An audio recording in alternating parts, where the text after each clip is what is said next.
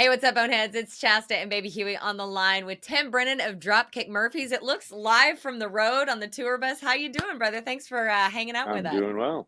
Yeah, thanks for having me. Glad to be here. I did not mean to use brother on the day that Hulk Hogan died, but here we are. It just Jesus. it just came it just came out. So you know what?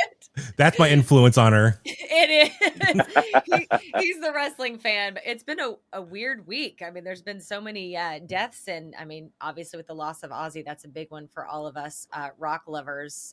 How are you Right, feeling yeah. about that? Do you have a connection to Ozzy or Sabbath? I do actually. I wasn't like an Ozzy or Sabbath fan per se, but it's funny. I just remembered. I think when they did that final Sabbath show, and I was just sort of Mhm. thinking about it. I remembered that one of my earliest sort of musical memories. The first time I remember a song like impacting me emotionally. I was when I was a little kid. I remember I saw the video for "Mama, I'm Coming Home," and it Yeah. was the first time I ever asked my mom to like drive me to the record store so I could buy the album that song was on. And I didn't like the album, but I loved that song. and uh, but it's like so. So I was never. He obviously I had tremendous respect for Ozzy and those guys. I was never a fan per se, but like I said, that's like the earliest memory of a piece of music having like an emotional effect on me that I can remember. Mhm. So Mhm. so I do have a connection with Ozzy in that sense. Yeah, that's cool. The night he died, my son asked me to sing him "Mama, I'm Coming Home" when he went to bed because I sing to him every night to go to sleep, and I usually Oh, sing nice. like "Silent Night" as a favorite of his, and "You Are My Sunshine." He's like, "Mom, can you do 'Mama, I'm Coming Home'?" And I'm just like, Oh, it was a yeah, that's moment. funny. And yeah, and I had not heard that song in so long, and then I heard it again for the first time in so long when I saw footage from the concert, and I was like, that's still a pretty good song. Yes, it is. And I didn't know that Lemmy wrote that. Yeah, and I don't know if you know how close they are, but we've been talking about the fact that they're, reunited in rock and roll heaven, I'm sure. That's quite the That's reunion right. going on right now. With Randy Oh yeah, Rhodes and absolutely. everything. Yeah, Right. yeah. Yeah, totally. So, Tim, as Chasta said, you're talking to us on the bus right now. So, you guys, Dropkick Murphys, are very busy out on tour with Bad Religion, and both of you guys are going to come to the Bay Area to play the Fox Theater in Oakland this coming Tuesday, July 29th. So, get your last minute tickets over at Ticketmaster.com, also the FoxOakland.com for extra info. So, yeah, Tim, just softball question, just how the tour's going right now with punk rock legends Bad Religion. It's good so far. We did the first show of the trip was a festival, Yeah. so that I guess technically wasn't like one of these shows. But then we've done, two or three of them. This might be the third, I guess, and it's been going great. Getting to watch Bad Religion every night is awesome. Um, you know, I was a massive Minor Threat fan as a kid, so seeing Brian Baker just kind of Yeah. kicking around is crazy. Yeah. Yeah. Yeah. Um, Yeah. we did a tour with them. We did a short Canadian tour with them like 20 years ago. But since then, we that's the last time we really did anything together. So it's wonderful to be back out with everybody. That's such a cool moment. We have been rocking Who Will Stand With Us on the Bone. We've been playing that on our show Bone Nice. Breakers. And I will tell you, every time I hear that song, I get like, like I want to fight. I want to I want to get in the pit. And Huey and I have had this conversation privately a few times, talking about how proud we are of Dropkick Murphys. And fighting for the working class hero is not anything new. For Dropkick Murphys, I think that has always been part of who you guys are and who you stand for. But you Mhm. have really gone all in. So I just want to start at the top with like freaking mad props. Mad Oh, props to you thank you. guys for doing that. Thank you very much. Yeah, it's Um, it's been yeah, great to see. yeah, and we're super excited about the new record, and I'm very happy with it, and I'm glad that it seems to be connecting with people. Mhm. Unfortunately, it's on a level much like yourself, where there's a lot going on right now, and yeah, so we're just happy to be able to put new music out and hope people enjoy it. Yeah, absolutely. So, we encourage everyone to check out For the People. That's the latest album from Dropkick Murphys out now. Tim, for yourself though, this album is just really cool. There's a couple songs I want to ask you about. The first one, obviously the one with Al Barr singing vocals on there. I mean, amazing to have him back, at least, for one song on this new album. So just how that came to be, and just, for the fans, are you able to kind of just give a status on how Al Barr is doing personally? Yeah, as far as I know, he's doing great. His mom, for anybody who doesn't know, his mom is ill, and so he's been home with his family for the last couple of years. While we go on the road, and it seemed like kind of a no-brainer to ask him if he wanted to do it, and luckily he was in a position to be able to do it. And but yeah, I agree, it's nice to hear his voice on there. Yeah, everything's good. It's just sort of, he's doing his family thing, and we all have 1,000,000% respect for that. So yeah. How could you not? Family first. And I think it's incredible that he's able to make that choice and do that. Speaking of family first, I'm very excited to talk to you on a personal level, because my son is quite the budding musician at 9 years old. He is a drummer and a banjo player. And he's tinkering with guitar and ukulele. So it always amazes me that he's so little. Uh-oh. Or we got are you in a valley in Washington? We're getting like a little bit of back and forth. I don't believe so. Okay, we'll see if it holds. No, we got you for now. We'll see if it holds. So he started drums when he was like 5 or so, and it always amazed me. I'm like, this little boy's 9 years old. I know. He has like 3 instruments under his belt so far. You have like 152 instruments under your belt. Like, what? I know you started on drums, I think, sure. And you play everything now. When did you start? Yeah. I got my first drum set when I was probably 9, I would say. Okay. Yeah.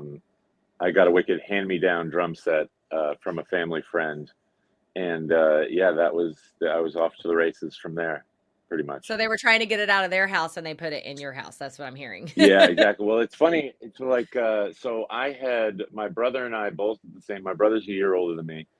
And at the same time, we both sort of got interested in the idea of playing music. And so that Christmas, I got this hand-me-down drum set, and he got some crummy bass from like a Sears catalog. And we both started playing right then. But we don't come from a musical family or anything. It was interesting. And for whatever reason, we're both very good by ear at just sort of picking things up. My brother just has a normal job. But he's a phenomenal guitar player, and like can play the drums and sort of get his hands around pretty much anything as well. Wow, that's incredible. I'm afforded the ability to practice it a little more than he is, but he's phenomenal as well. With that being said, Tim, like for kids like my son, and I'm around a lot of little musicians because my husband runs a music center and a rock camp, and it's incredible. Really? Yes. And I saw them, they have a rock camp performance tonight. And I saw them yesterday. I stepped in just to watch them, and they were doing like a Smashing Pumpkins cover. And I got really misty eyed just watching like the next generation of musicians and rock lovers. So what kind of advice would you give to, kids from anywhere of 8 all the way to, 18 in kind of the stick to itiveness that you need to have in the music industry? Well, I mean, only speaking for myself, it was purely the love of it that made me continue to do it. Because it takes a lot of work, and it like takes a lot of time, and it can be frustrating. And I feel like, and I don't think this is specifically a generational thing, but I have seen that, sort of younger generations kind of have this feeling like they want to be good at something, but they want to be good at it right now. You know what I mean? And real. That's just one of those things where it just takes time and, practice and everything. So I mean, that's all I can say really. Like joining the Dropkicks, 23 years ago or whatever it was. It was it was purely a matter of I had been practicing for years and stuff, and so when the opportunity came, I was ready for it, I guess. Yeah. They say that luck is preparation plus opportunity, and I guess that really is the case. But so all I would say is just as far as kids playing music, just keep playing. Find people to play with because that makes it exponentially more fun than just sitting alone in your room. But Mhm.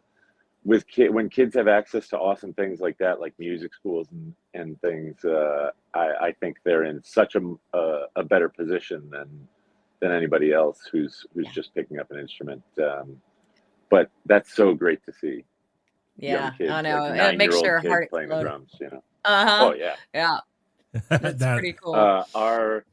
Our banjo etc. player Jeff has two young boys, and they have just started.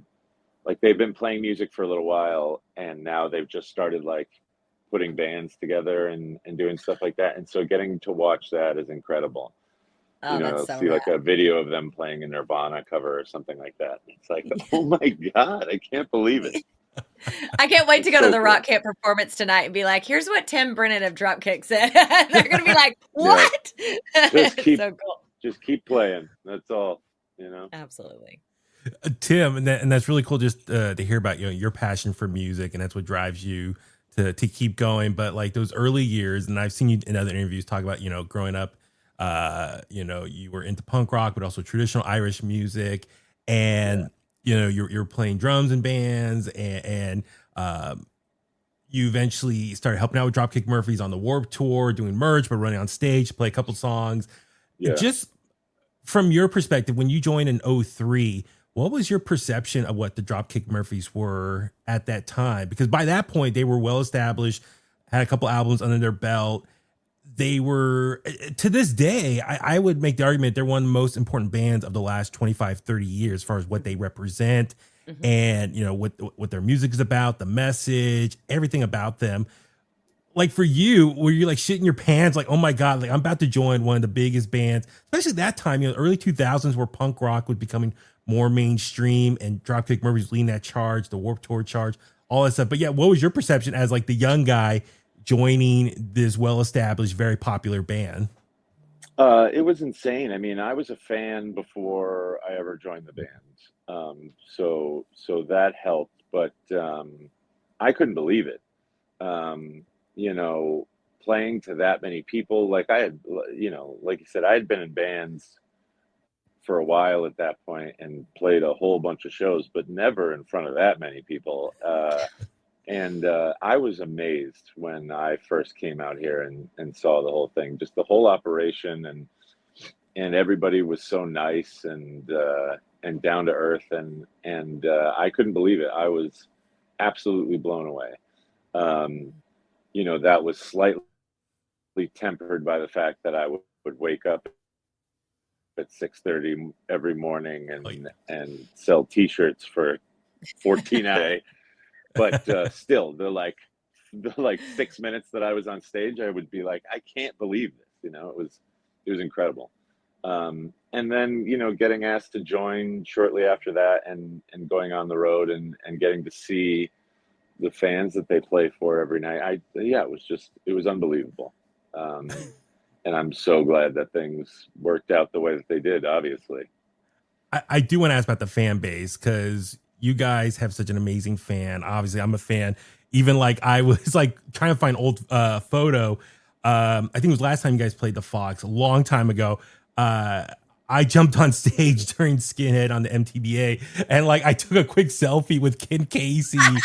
But like that's the oh great thing yeah, about the crowd participation It's at great. these shows. Like everyone's singing along. You got arms around each other, singing along, sweating, jumping on stage eventually. Yeah. Like for you, I maybe at that time I might have actually ran by you on stage. I'm 6'4". I know you're it's like six possible. six.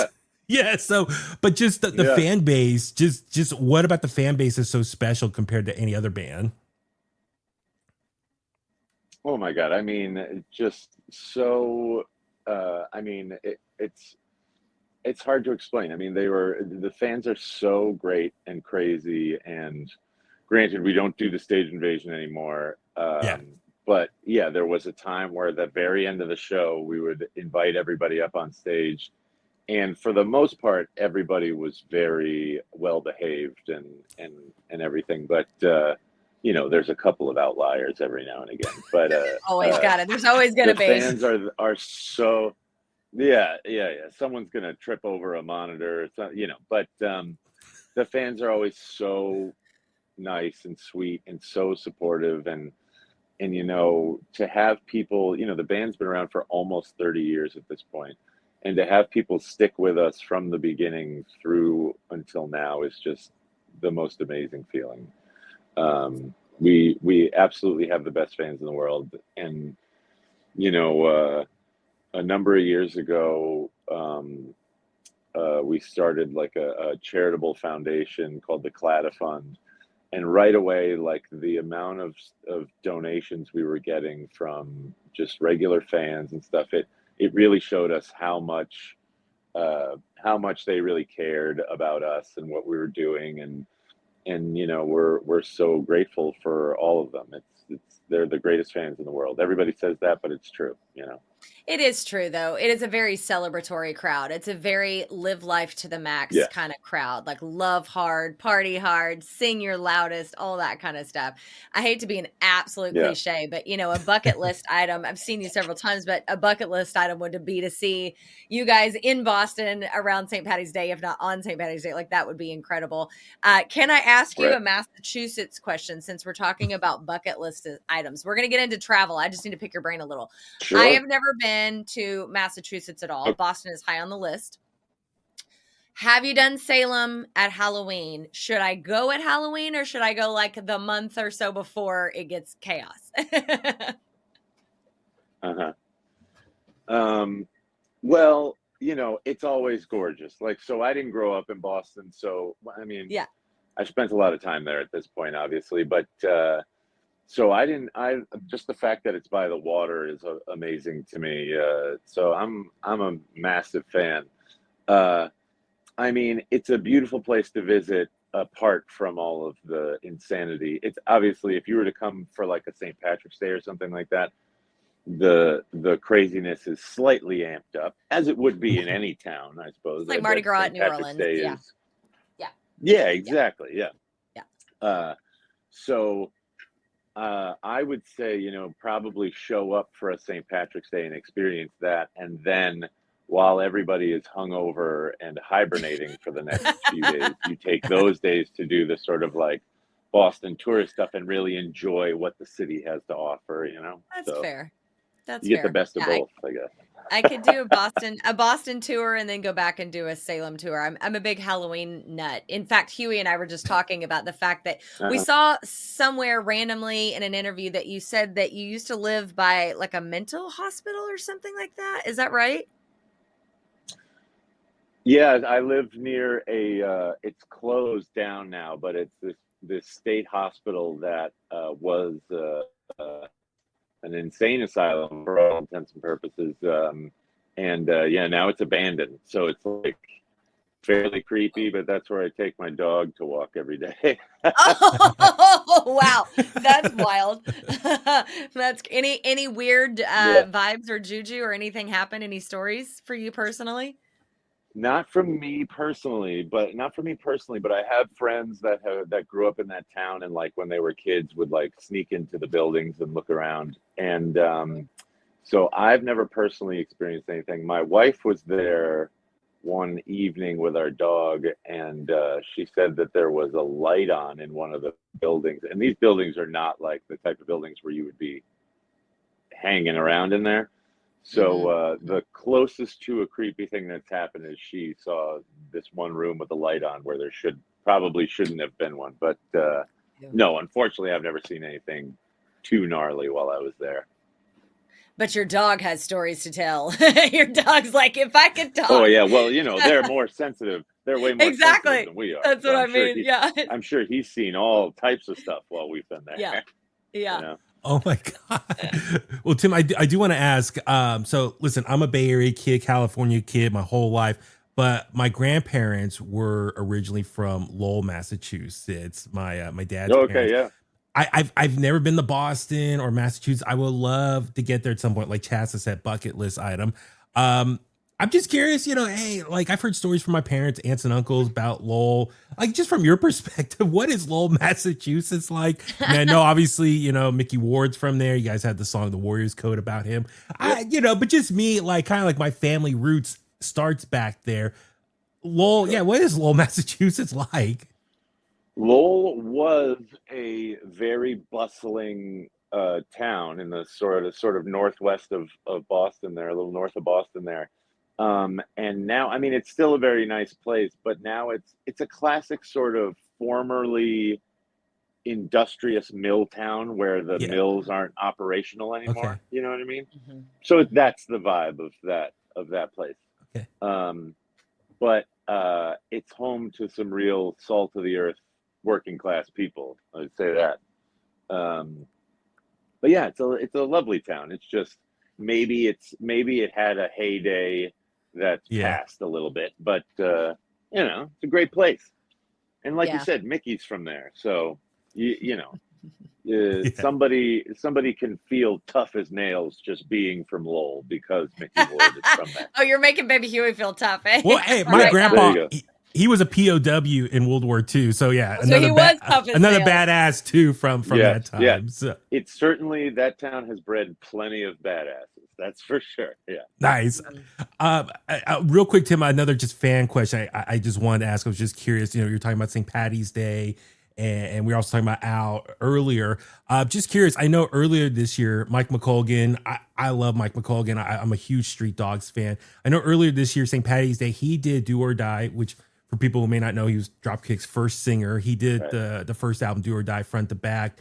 Mhm. Just curious, like, was there any talks or discussion maybe when Al stepped away for his break right now? Any talk of Mike coming in at some point, just helping out singing? I'm just curious, like, as a fan, I was just wondering. Sure, yeah. As a fan, of course, yeah, that's a good question.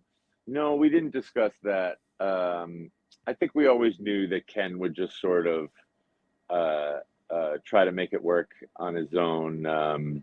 But yeah, you never know. I mean, you never know what could happen when you ask somebody to step in like that, and who we didn't know how long it was going to be and everything. So Ken just sort of took over himself, but and it's worked out great. But I totally understand that question. Again, as somebody who was a fan before they joined the band, that question makes sense to me 100%.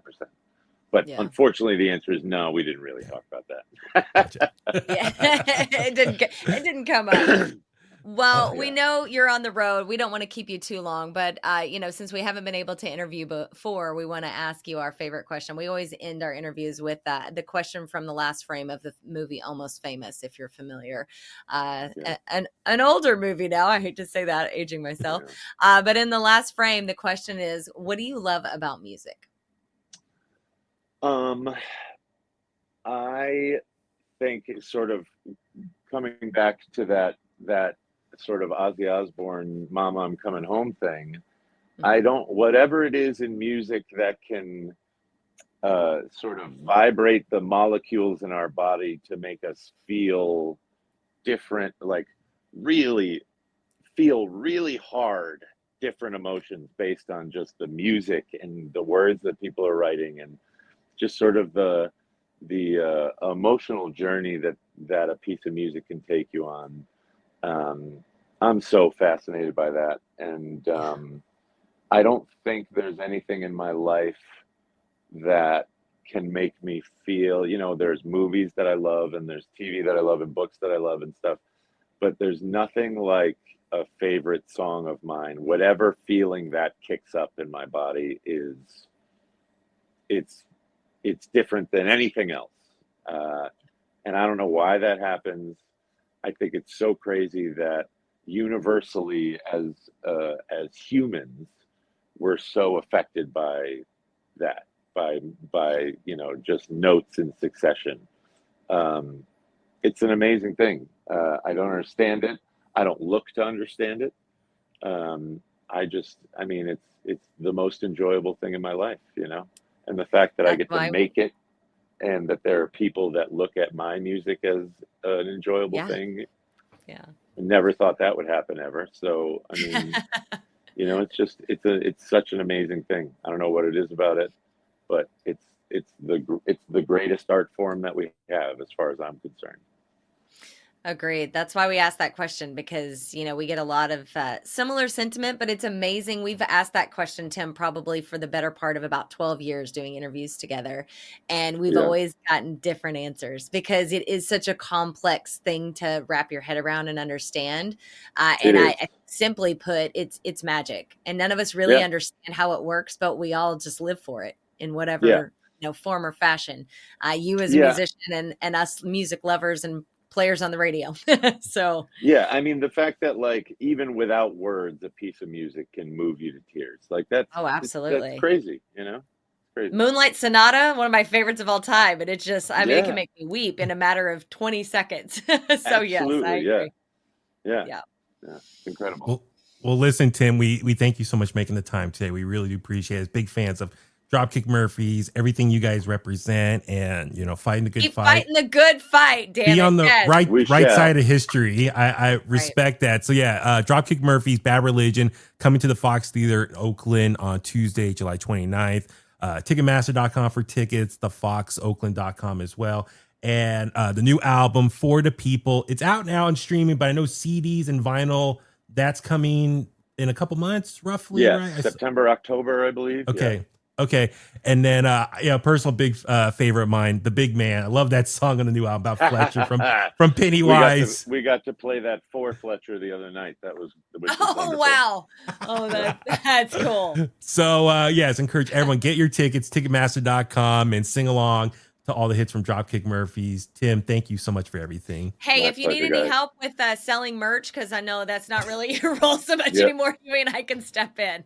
All right, cool. And then we'll hire your son as the banjo player, and it'll be a family affair. We'll be good to go. I love it. Absolutely. That's a great idea. That's so cool, Tim. Thank you so much. Thank you. Thanks for having me, guys. Take care. Take care. Safe travels. Bye.